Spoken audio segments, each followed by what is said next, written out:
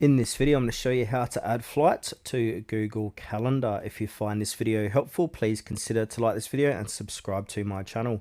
In saying that, let's just jump straight into the video. Okay, so what we first need to do is head on over to calendar.google.com and then sign into your account. Then from here, your flight should automatically appear on your calendar. So what Google does, Google scans Gmail for booking emails and adds them automatically. So look for an event with a flight icon inside your calendar.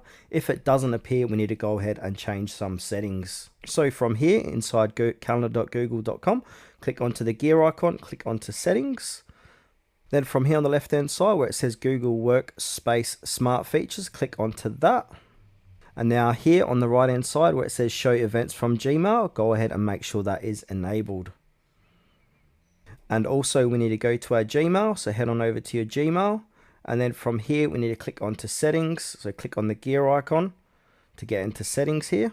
And then in the general tab, scroll down and look for an option that says smart features. It's about halfway down the page. Make sure that is turned on, so turn on smart features. So it will say turn on and reload. Now if I get back into settings again, see all settings. In the general tab, scroll down again.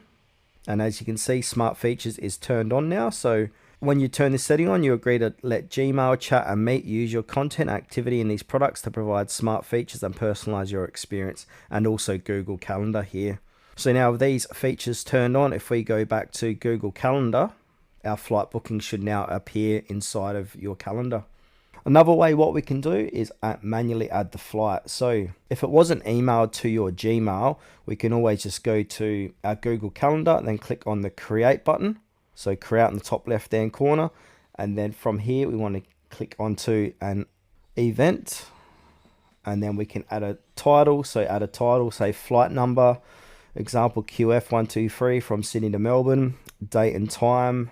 So use departure time and estimated arrival time.